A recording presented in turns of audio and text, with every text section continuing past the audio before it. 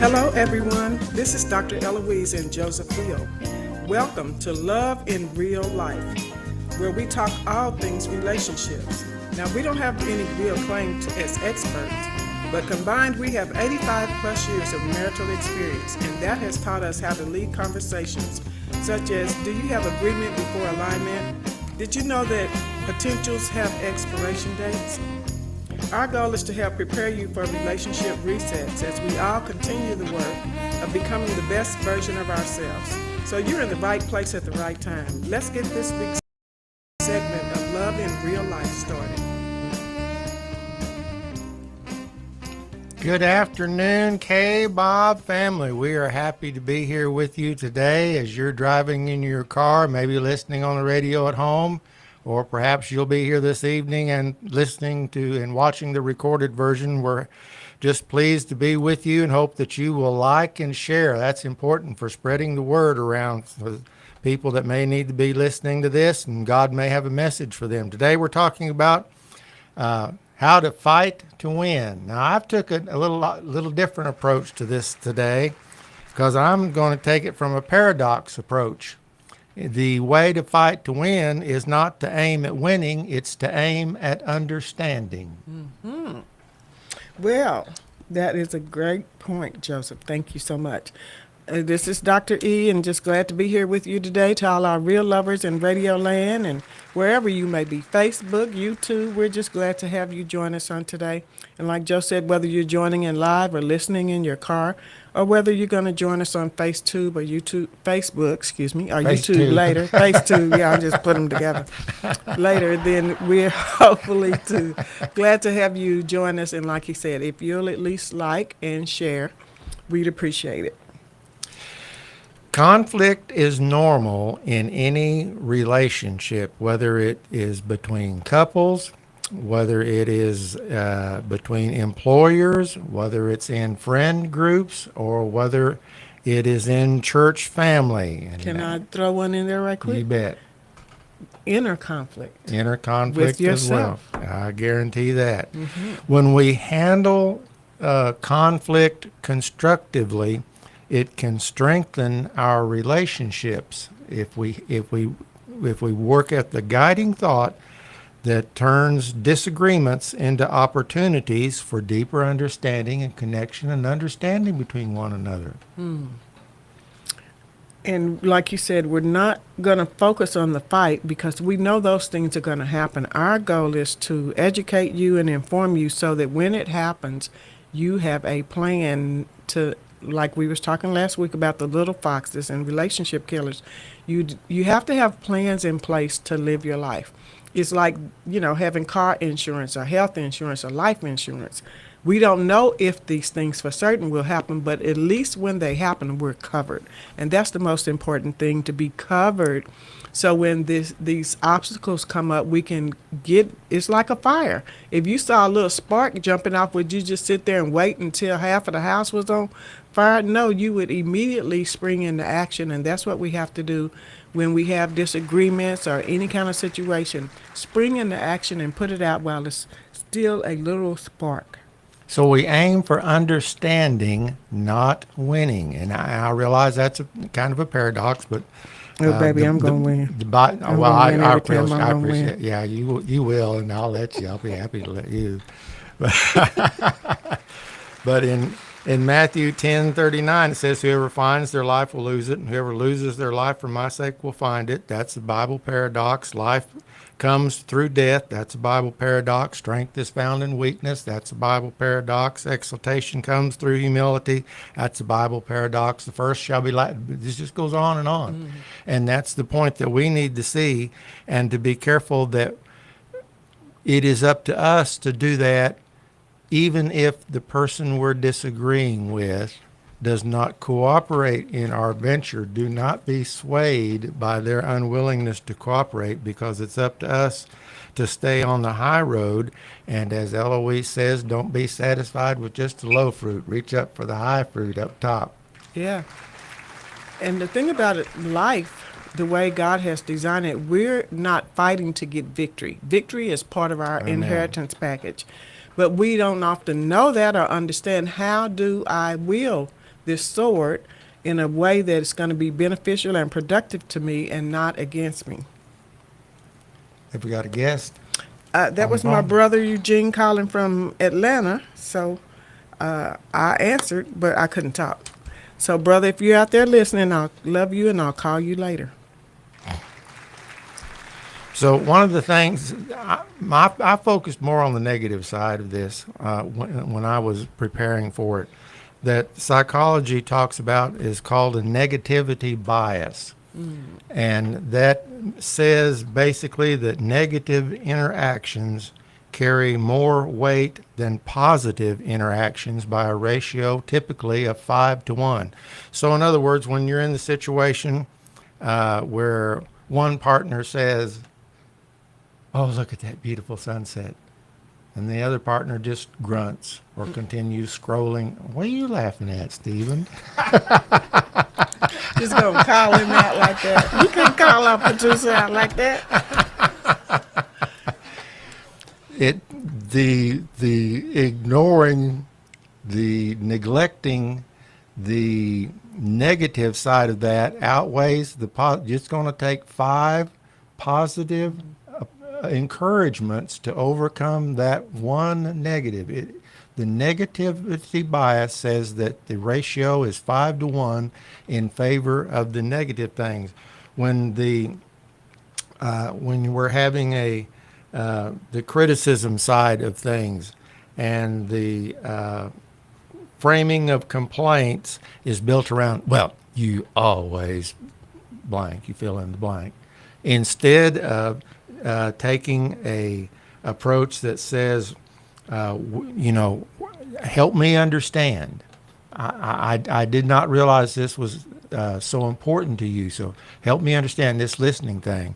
When we have that negative part, when we do the framing complaints as character flaws, you always fill in the blank, whatever you're fighting about. The eye rolling, the sarcasm, the side eye. I've learned about that since being married to Ellouise. Not that she does that. We play with one another. But anyway, the sarcasm, the mockery, the counter blaming. When it was not my fault, you're the one who did it. You told me, well, how come you did? These are the little things that get in the way of being, instead of listening. And of course, there is the emotional withdrawal, and the guys and girls listen. Every man's greatest fear, the silent treatment. Is that your fear? Are you afraid that I won't talk to you? Not you. Oh, okay. It is every man's greatest fear. But then it's not every man if it's not you. Okay, I'll agree with Some that, men. Steve. Some men. We're calling Stephen pull out. that mic up there and get in on this.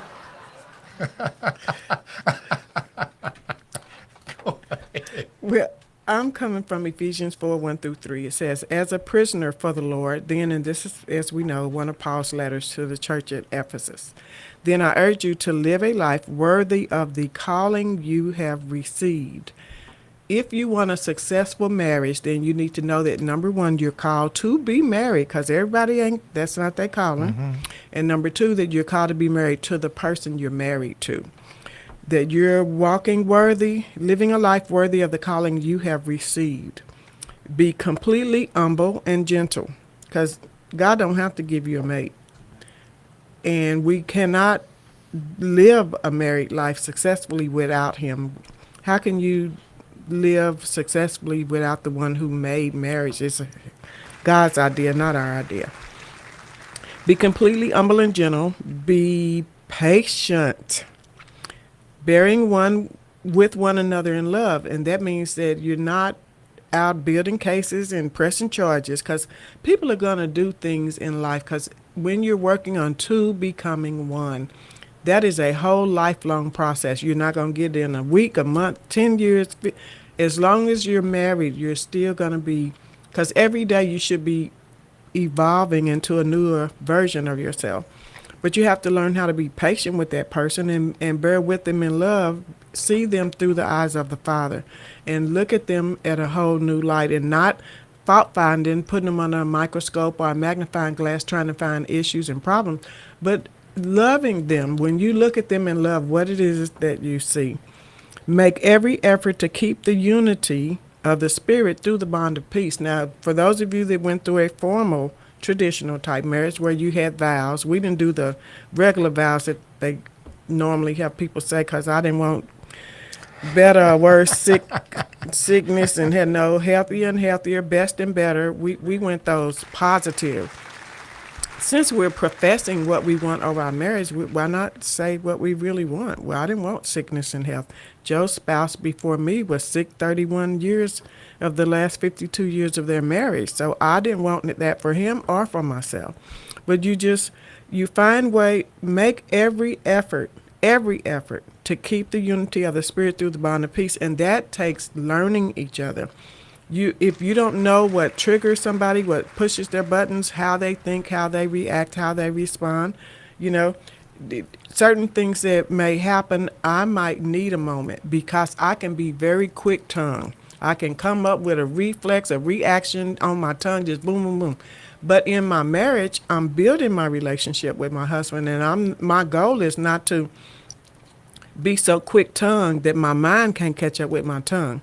I have to be able to slow it down a little bit and allow my brain to process the thoughts, and rather than just being the oozy girl. I can be a oozy girl, and there's a time and place for all that, but not in the marriage. So to be able to make every effort to keep the unity. How can I keep the unity if I'm being striving toward him, I'm being nagging toward him, I'm being unappreciative toward him? That is not going to build unity. In order to keep something, you have to keep building it, because we don't eat one time. We ate one time the day we got married. We had our reception, we ate, and now we're not eating anymore. Come on here.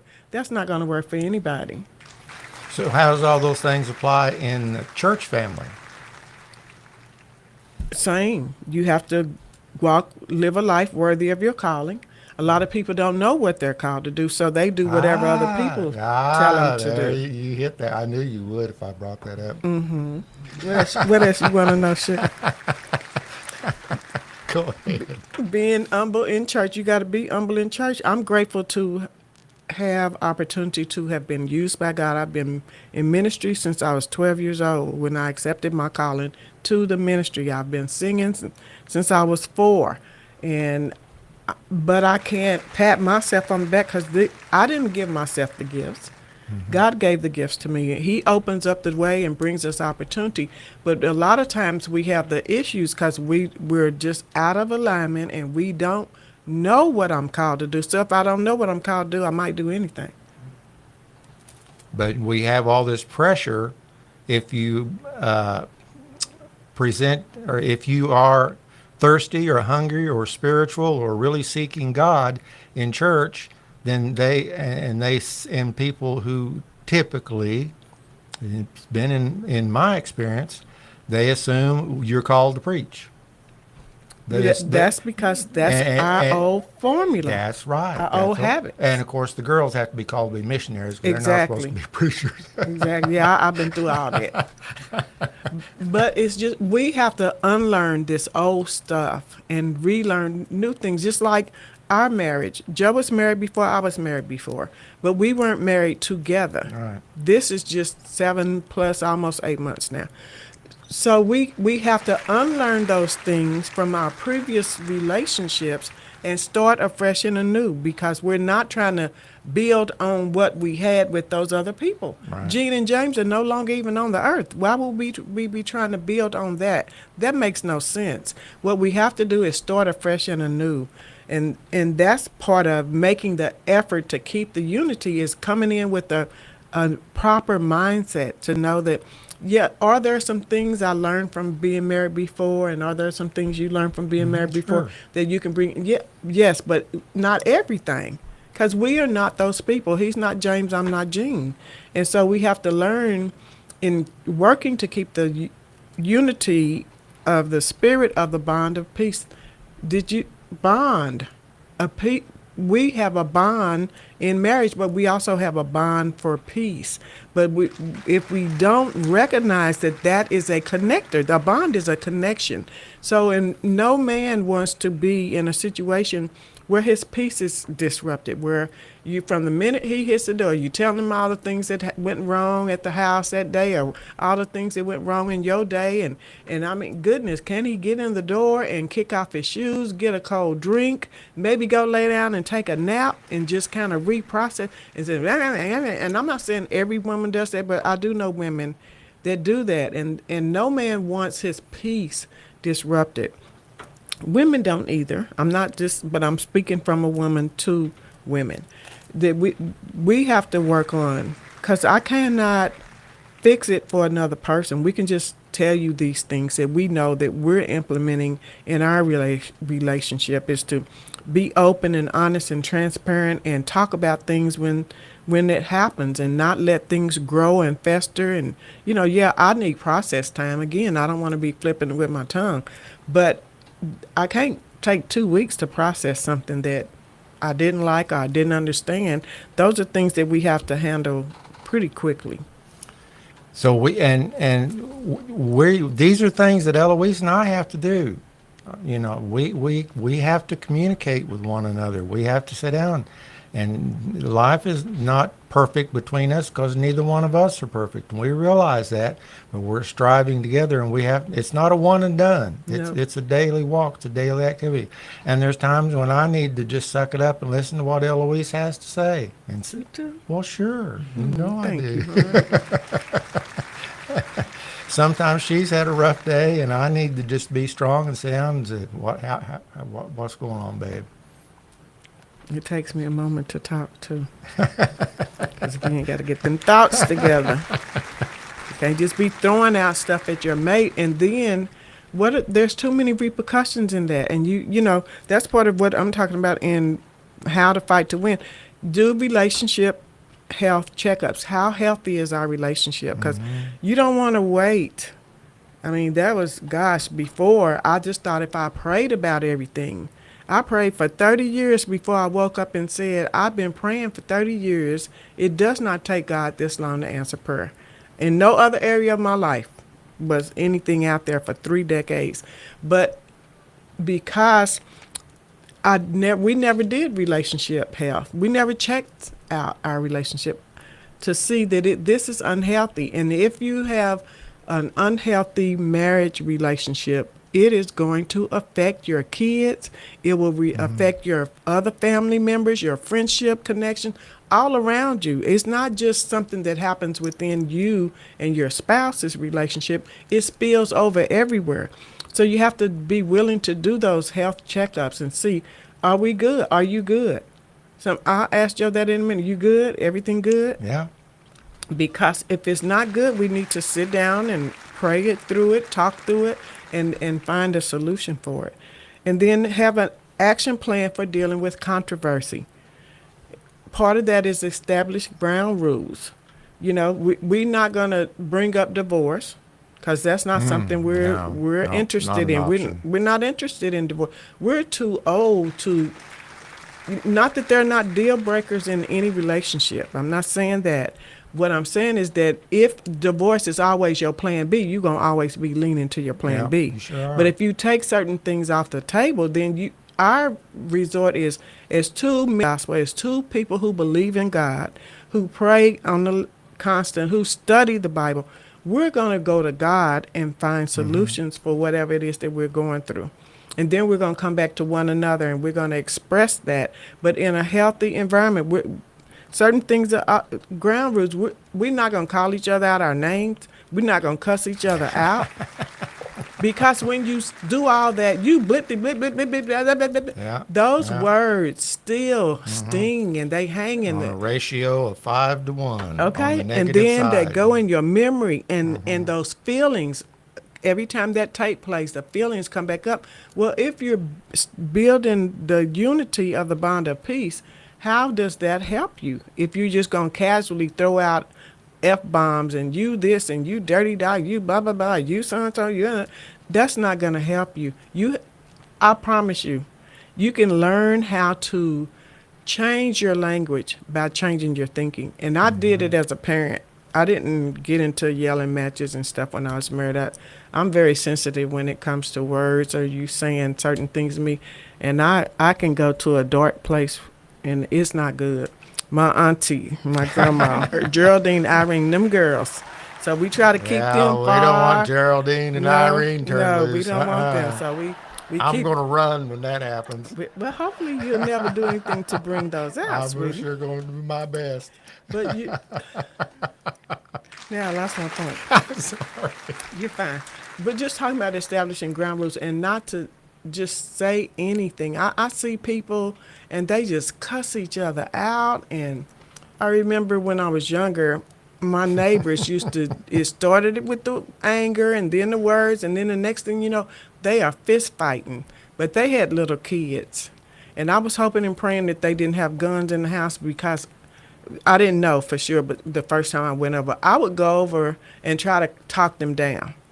But they're so up there, they couldn't even hear anything I was saying. I'm thinking, y'all are acting like this in front of your small children. Maybe they don't have the cognitive ability to understand everything that's going on, but you are still, they're little sponges. They're going to soak all this up in their emotions, in their memory, in their feelings, in their thoughts. And when they grow up, what do you think? This is the world you're shaping for your kids. Well, when they wouldn't listen, I just started, I would hear them over there cutting up. I'd go over there and get their kids and bring them to my house. When y'all get ready to act like adults, you know where I live. But I would remove their kids from that kind of environment because I think it's just too important that we have to be different. I see adults cussing their little kids out, and I'm thinking, what are you thinking that you are saying that kind of stuff to your kid? You call them out their name.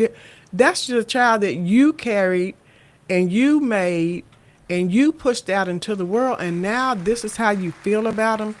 And I'm not saying kids are not going to do stuff to get on your nerves. They do. Sure. But you have to learn communication and what's the proper.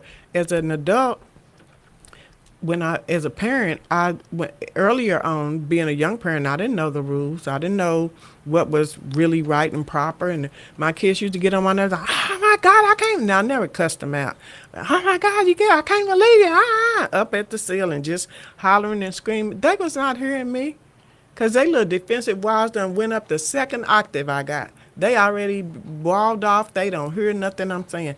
But then I learned through parenting classes that I could be calm and say, I'm trying to understand what you did and why you did it. I'm really disappointed in your behavior. That was more effective than my screaming and hollering. And my point is, if that's that same way with parent-child relationship, it's the same way in your spouse. How you going to be tearing down your mate, cussing them up and down, rolling your eyes, slamming doors, throwing stuff? Oh, no. Those are boundaries. Those are ground rules. We're not doing none of that. Now we'll play with Joe and I'll find a little peppermint or something. He's in his office and I'll pitch it towards and then kind of let him know, okay, hello. That's not the same. That's it's not playing. out of anger. We're just playing. But you create boundaries. Certain things we just will not do. We're not going to get mad and you sleep on the couch. And no, I didn't get married to sleep by myself. Now, if he was sick, God forbid, or something that required that, but no, certain things you have to know what my other boundaries is. We have friends, right? Both of us are 72. I'm just about, give me about, what's today? The 16th, give me about 12 more days. So we're both 72. And so he has friends that he had before I met him. I have friends that I had before he met me. But any new friends, they're either our friends or they're not nothing. Correct. They're both, or they're nothing. And I don't play that, that's my friend, see, because I've been through that before. You and your friend gonna get hurt. I'm just saying, Irene and Geraldine, they don't. There they are again. They don't play that stuff. But you have to. This is not one size fit all. You have to find what works for you in your relationship. But the new people coming in, they're our friends, and then we share friends. I'm not holding my friends over here hostage from Joe. These are my friends. We just get to expand our friend group, and But creating those boundaries in relationships, we don't keep secrets. We're not sneaking around with a double life and all this kind of stuff, because those things will destroy your relationship. And I know people, oh, honey, you have to have your own money and keep it separate and don't let him know about. I just don't know that that really works. Maybe it No, works it for some doesn't work. people. Maybe it works for some people. I don't know that the kind of person I am, it would not work for me. So, no, that's not going to work. When you're fighting and having an issue going on, stick to the point. Don't be building up stuff from 2 days ago, 2 weeks ago, unless the 2 days ago is the issue. Other than that, don't build a case. Don't press charges against your mate. That is not going to help you build your relationship. It's not going to make you feel more loving toward them, more open and receptive and warm toward them. So don't do those things. What is the issue? If you might be like me. Sometimes it helps me to write my thoughts down so I can, okay, whether I text it to myself or email or whatever, but write it down. We haven't had any issues like that where I've had to really I'm talking about before, where you got to really contemplate and say it, so you're saying it nice, and you don't want to put your partner on the offensive, on the defensive rather. You want them to understand this is a team. Yep. Joe is not my enemy. I am not his enemy. Yep. We are on the same Yep. team, and we have to be respectful of each other. Well, he is a child of God, number one. Amen.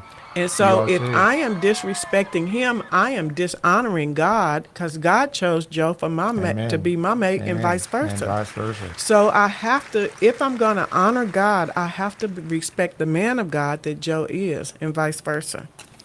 Think before you speak, because once them words, again, that's why I have to process now, because once those words leave your tongue, I don't care how much you say you're sorry.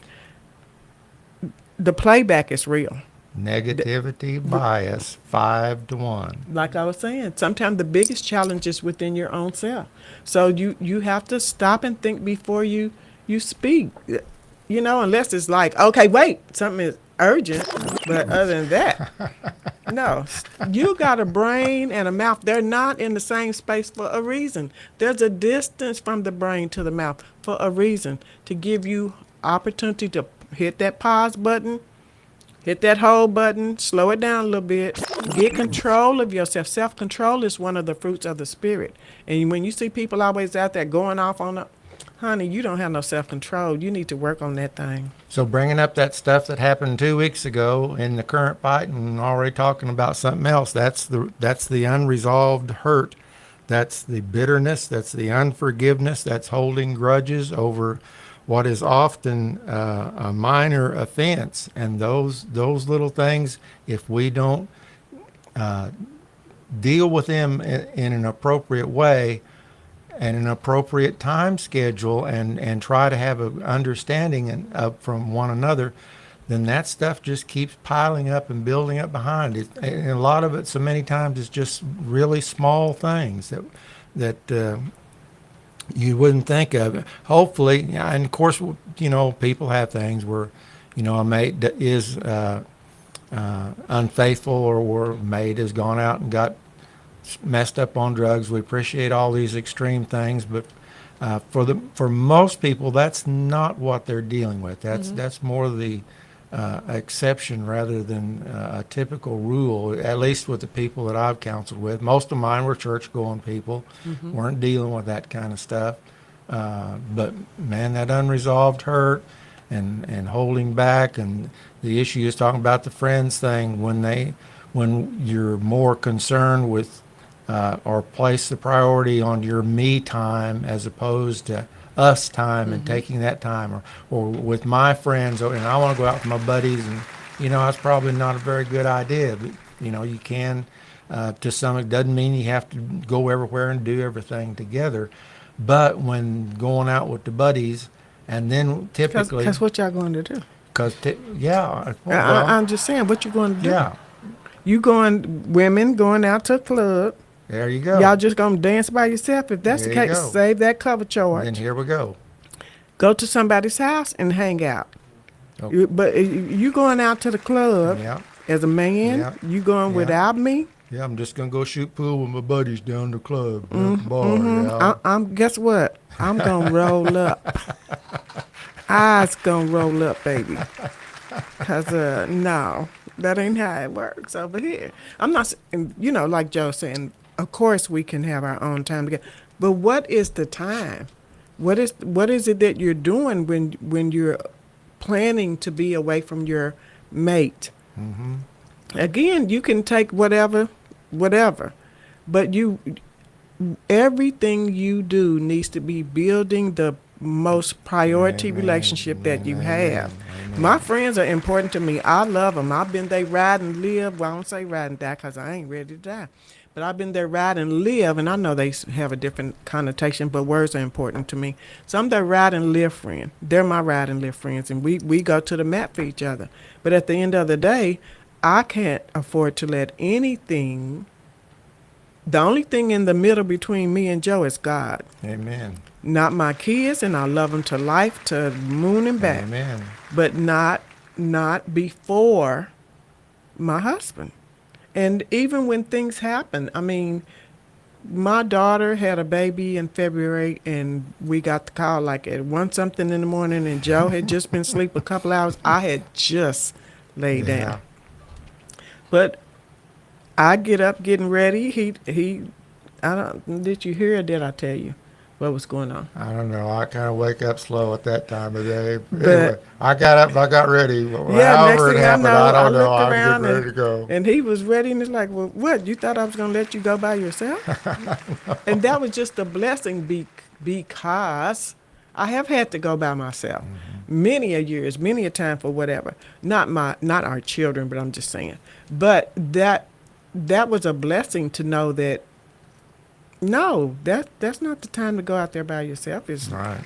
2 something in the morning. By the time I got ready, and no, you're not going. You don't have to go through these things by yourself. That's why you have a life partner. Now, if you just got a mate, a roommate, is really what I'm saying. You might be going out by yourself, but when you have a life partner, there's somebody who's committed to doing life with you. Again, it doesn't mean you got to be together 24/7. Even when we're home, we still have our own space, our own time. We're not glued to each other 24/7. That's unhealthy. Because everybody has to have their own individual space in their own. But the whole point of getting married is so you can be able to come together, and not just for sex. Thank God he honors that, but it's not just for sex.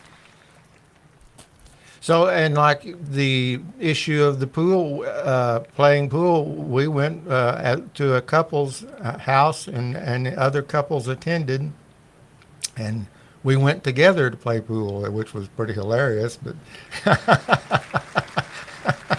Now, whether you know it or not, Sister Girl used to have a pool tape in her home, but that was many moons ago. So, but the point is, we went together. We weren't going with our buddies. We were going with couples, with other couples who were coming. You can do that. You can design your life so that you can share your experiences and share your friends, because it's too often when the guys get off by themselves like that at the club, besides what you're talking about, this how my woman been treating me, blah, blah, blah.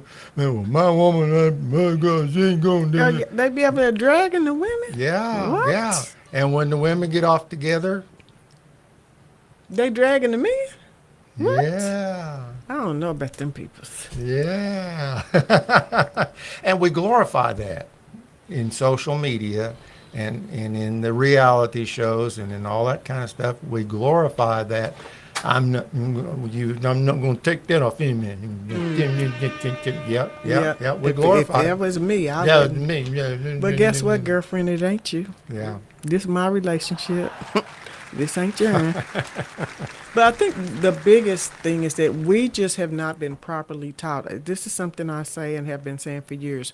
We train people for everything. To become a therapist, I had to go to school for the 2 years for my master's and then for the 6 years for my doctorate. So you train people to do different jobs, but And no matter what it is, to drive a car, you got to have training.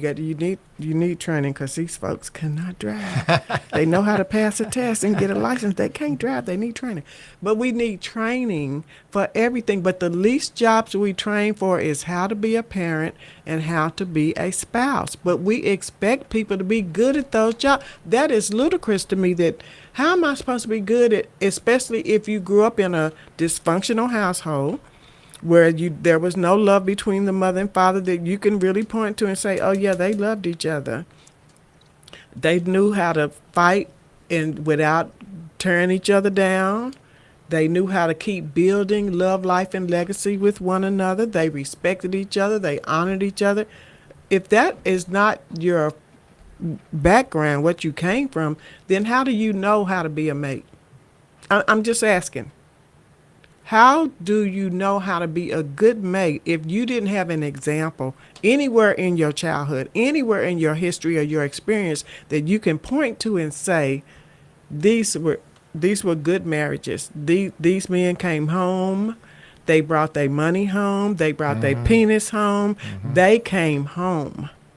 This woman, she wasn't out sliding when he go to work, the milkman, the pool man, or whoever, sliding in the back door. None of that. You don't have enough of those examples because we have not been properly taught. How do I be a good mate? How do I be a good mate? I'm just supposed to learn by osmosis? That is impossible. I need to be taught how. I need to be trained how. And it is a lifelong lesson. Because the husband Joe is today, he's going to be a different man tomorrow. Not that he's going to be flipped out and bipolar, none of that.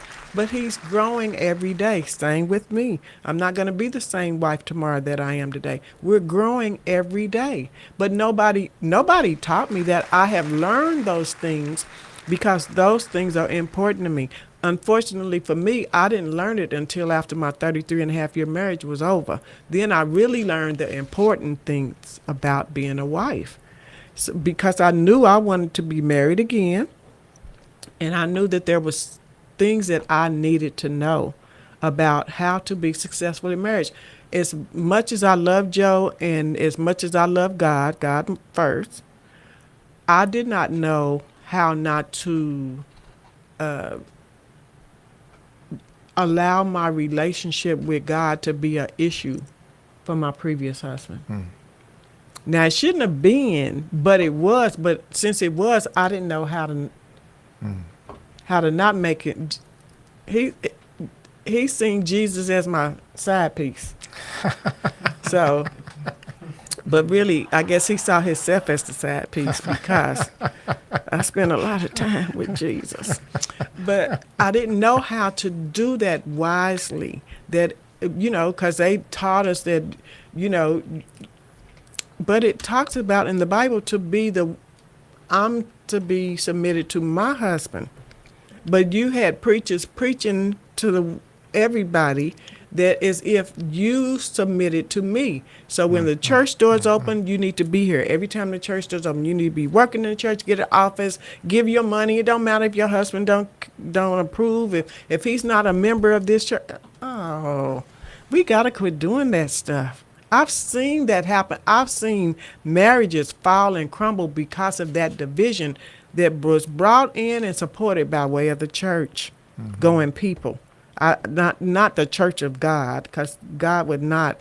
There's a lot of people in church that are not in Christ. True. That we go out of religion, and we're going to talk about that one of these times too, religion and relationship.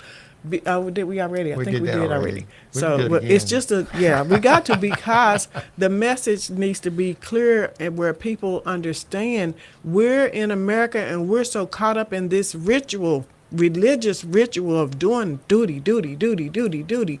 But when do I ever really focus on my personal relationship with God? Oh, that you do that on your own time, not on Sunday morning. But how is the Sunday morning thing really helping us? I know some of y'all gonna get mad, but get mad enough to respond with an answer. You can get mad. You can cancel me. I don't care. You can't cancel me. God called me, baby. I ain't worried about you. But what can we change to be more in alignment with the model that Jesus gave us. And we can say, oh, well, it's just the evolution of time where back then, well, if it was working back then, why won't it work today?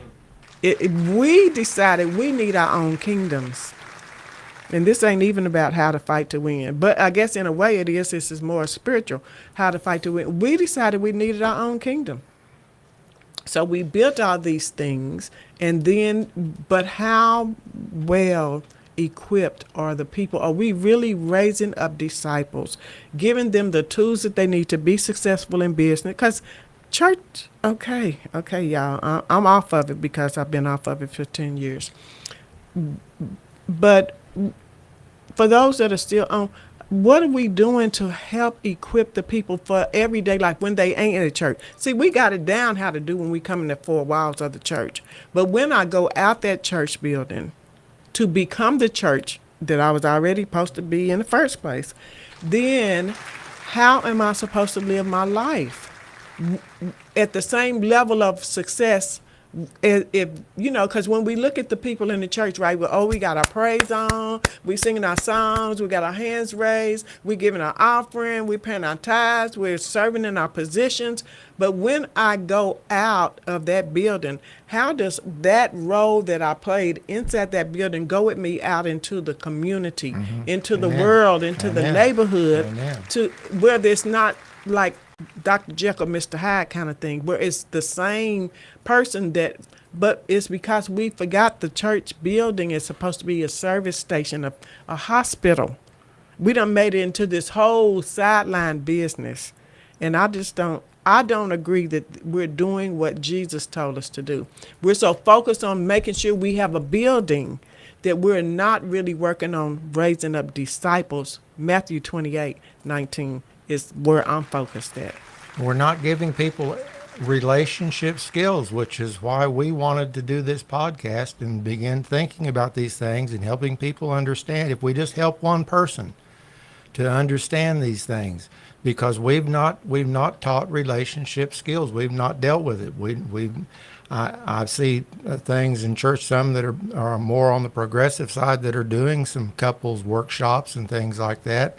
But for the most part, every now and then. But when we grew, but you married, you're a couple every day. Yeah, but I never saw that in church coming up. We never had any of these things taught to us or explained to us, or this is how it ought to be. And all we had after we left the church building was to go home with my mom and dad, which fortunately they didn't get divorced, but man, they fought like cats and dogs. They'd double up fist and they'd go at it now, cussing, screaming, and hollering. I'd leave. I remember I had to, we were on Water Street, so I couldn't have been, I was in 3rd or 4th grade anyway, and so we had gone to Ten Killer Lake for camping because that's what Dad wanted to do, and there was some grapevines out there hanging from the trees, and the first night we were there, of course, I was a kid in that day, and fan of Tarzan, we watched. I watched Johnny Weissmuller, swing through them grapevines. Oh yeah, it was great, but I wanted to swing on them grapevines, and Mom said no. Dad swung on it, and of course he was 240 pounds. He's a monster.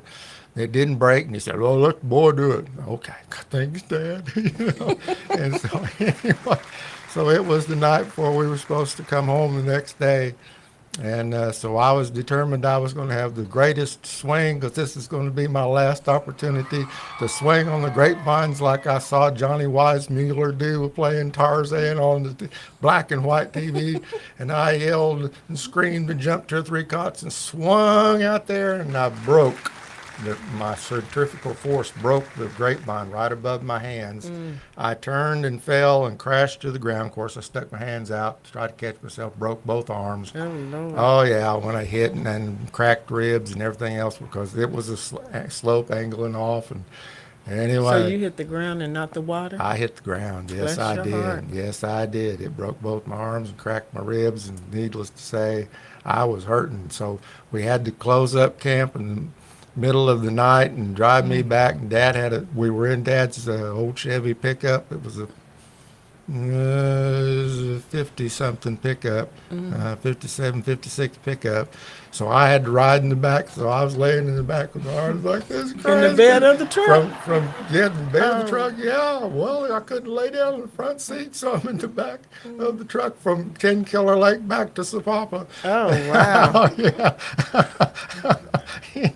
So, and we got there, and I won't tell you the whole story that goes with it, but one sister had run off with her boyfriend, stole my dad's car to go to Miami and get married, and another one was drunk as a skunk. And I mean, mom and dad was screaming and fighting and cussing and ranting, and mom had the drunk one's head sticking it in the toilet, pouring the whiskey. Hey, you want that whiskey there? You know, hey, that whiskey there. And I'm sitting in front of the water cooler because we didn't have air conditioning. We had a water cooler. But please, somebody, please take me to the hospital. Come on, guys, come on. It was sun up the next morning before they got me to the Oh, emergency my room. God. So there's I love my family, but there's my family experience. Poor thing. That's the personal Good Lord. relationships that I saw. Oh, I can feel that pain. Whoa. See, sometimes you think you really got it bad till you hear somebody else's story, and then you think, yeah, we might have been poor than dirt, but we didn't go through that hurt. Jesus. Well, going back to our How to Fight to Win, Yeah. we have to be willing to compromise and negotiate. If we standing 10 toes down on business and honey, I don't care. There you go. There's that attitude again. It's not going to work. How can two become one if you're not constantly growing toward each other, growing to changing and some things that I might have thought before that once I get introduced to a new thought, then I have a choice. I can either use the gift of choice that God gave me to choose something that helps me keep growing, or I can hold down and be locked into that captive mindset where I'm not moving. This is how I am. And you hear people say, oh, this is how I am. This is how I am. Honey, that's not how you are. That's how you choose to be. Because how you really are is up under all those layers of pain and hurt and trauma that you need to get healed from, so you don't have to be a broken person anymore. You can be made whole. So to start turning these things around, I always want to lean back on the practical things. One thing that you can do is have a daily check-in. Babe, how you doing today? You know, I'm great. How are you? Yeah, I'm doing pretty good. You look good, too. Really appreciate all that stuff you was doing for me yesterday. Oh, well, Cooking for me, taking care of me. You know, You my man. I'm gonna do that. I'm gonna take That's care of it. my man. That's I'm that gonna daily, take care of my a man. daily check-in. And guys, I'm not sure how many guys are listening, but you need to have a daily check-in, babe. How you doing today? You know, just check in, and it's not going to be something that is a problem. And I know your buddies are going to tell you it's not cool. Do you want to build your marriage or you want to build your friendships? I mean, which one you want? Because if you build your marriage right, you can extend those friendships. And you need to have some times of coming together and saying little phrases like I used earlier. I'm sorry. You need to use those phrases like let's try this again. We need to use those phrases like, yeah, I really appreciate you, and I didn't know this was that significant of an issue for you. So help me understand where you're coming from, because see, that's a whole different approach to it all. Yeah, that is not blaming. Right. That is like finger pointing. That is understanding, like you said. And we have to be intentional on making our partnership work. The people out there in the streets, baby, they don't care nothing about your relationship. Them No, people on they social do media, they not. don't know No, you. they gonna do not. They just doing stuff for licks and clicks anyway, likes and clicks. But they don't know you. So they're not invested in your relationship. They don't know you. You need to be intentional on making your partnership work with the one that you're in partnership with. I can't make my partnership work with American Airlines. I'm not in a partnership with them. I'm in a partnership with Joe. And we're in a partnership together. And so you do those things that are going to build, and I'm transparent, so I'll just say that the other day, I don't know where we had been. We were coming home, and Joe said to me, because the election was today, so the primary. So he said to me about checking out the people so we could talk about checking out the candidates so we could talk about it. Immediately a block went up in my brain because back during Trump's first time around and going into the second time around, I was that girl. I would be out there researching all the candidates and go out and study all the information and summarize it and send the text out to my friends and so they could be aware this these are the issues, this is where the people stand. Make your choice and choose who you want to vote for and do all of that. I was just in it to the point where I'm just so sick of politics now. It's just like, oh God. So when he said that, a block just automatically went up in my brain because I'm just, the whole thought of it, this politics, nasty, ugly stuff. And I did tell him about Ballotpedia, and I did go out there and research it, and I sent him the link. But I intended to go back and do what he had asked me to do, but it never happened. And this morning, this is podcast day. I might not roll out the bed on podcast day till 11 o'clock because I probably only went to bed at 4. So I'm not getting up before 11. But the Lord said to me in my prayer time, your husband asked you to do something and you didn't do it. And right away it was voting. I just saw the word voting, like it was hanging in there. And I was like, oh my God, he asked me to research those candidates and share the information. Lord, forgive me, I did not do that. So I got up and quick and got on that computer. And I know he probably was shocked to see me at 8 something in the morning out there at the table working on because Well, and I requested that because I knew you'd already had all that experience and knew the places to go to do it, and you knew what you was doing. And I really wanted to know what you had to say about any of it all because of all your experience on Capitol Hill. yeah, but I didn't do what you asked Well, me to, I and know, I apologize but for I it. But he's very gracious. Again, Joe's real chill. He's not gonna let something like that No, upset him. no. But at the same time, it was a lesson to. In that moment when the block went up, that's when I should have spoken and said, babe, I'm really not feeling that. I know I'm the one with the Yeah, you'll be experience okay. and da-da-da-da, Go check this site. Go Senate. check that site. Yeah. That's kind of where you need to go. Yeah. So, but it's just those things, right? And so to be able to then come back from a few days ago and talk about it and just air it out and not let it sit and grow and fester because, again, like we said last week, the little foxes are going to keep growing. And then they're going to be big foxes where you might can handle the little fox. What you going to do with a big fox, especially if it's a lot of big foxes? They're going to eat you up. They're going to tear you down, and then you won't have anything. And so we have to do those things, being intentional on making it work. So once I realized, oh God, I messed up. Let me talk to him about this. Again, he's easy. He's chill. He's not holding nothing over my head. Babe, I found a quote, and I also found lots of people who claimed to be the first one that said the quote. So you can just attribute it to whoever you want. It's not me though. And it says, it's not the mountains ahead that wear you out. It's the pebble in your shoe. that's good. Yeah. Yeah, lots of people claimed it, so I'm not even going to give anybody credit, but I didn't do it. That's true though. Yeah. You gonna feel that pebble in that shoe. It's gonna start to hurt. But you'd be amazed at how many people just make it numb to themselves and just keep going instead of taking the time to stop and get the pebble out the shoe. They gonna keep going. God taught me that with cotton lint in your sock. He said, you so busy trying to hurt him, getting. He said, that's hurting your foot. Stop, take that sock off, get that lint out of there, throw it in the trash, put your sock back on, tie your shoe back. But just that we cannot just overlook stuff. If cotton lint, you can only imagine what a pebble would be doing. Talking about multi-pain. You're talking to a runner here, so I Oh, guarantee. Yeah. Yeah, you'll have a blister on you'll be bleeding if you don't stop.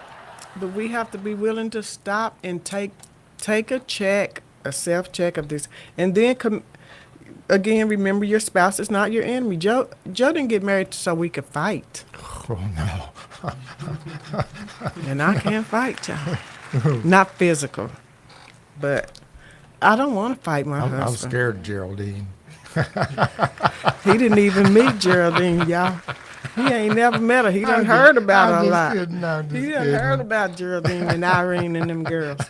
But and we're committed to doing regular check-ins. We're committed to doing those things that make our relationship better. Yeah. Everything is not going to fit because it's not Right. a one-size-fits-all.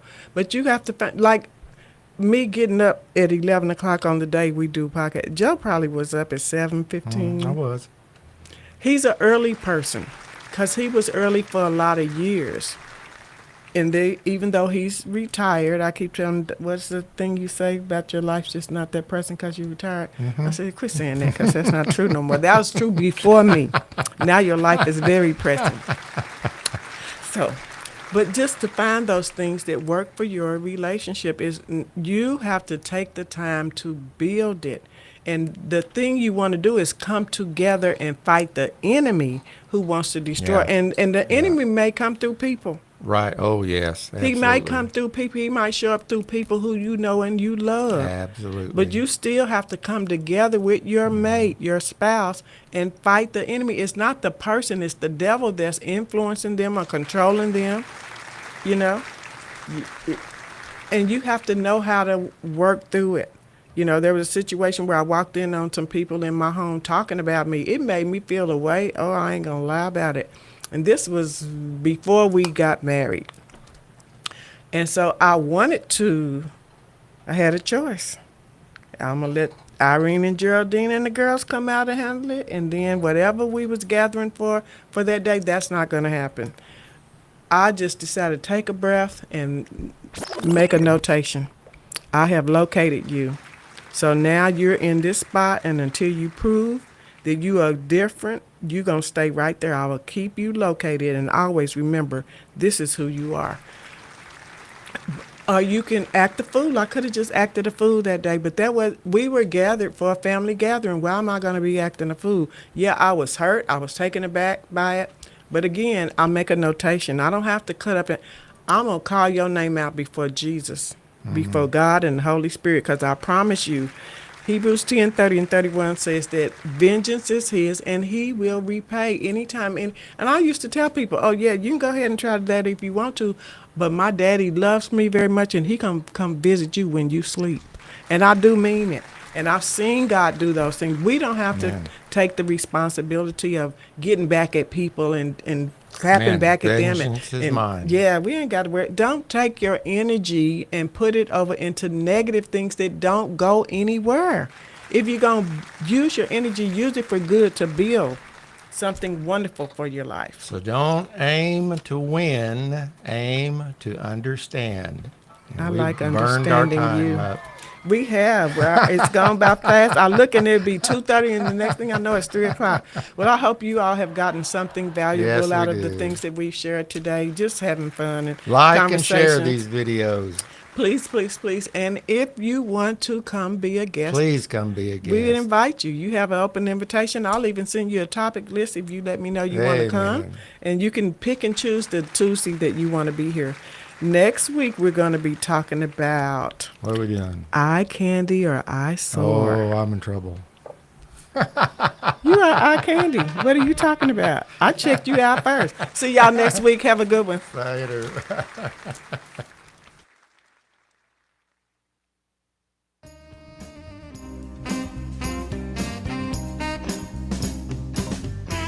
Well, that does it for this week's show.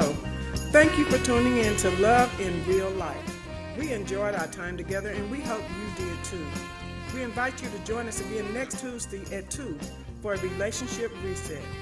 Remember to like, share, follow, subscribe, and comment. Our YouTube channel is Dr. Ellouise and Joseph Hill at Hill of Love, or email us at joe.lhill@gmail.com.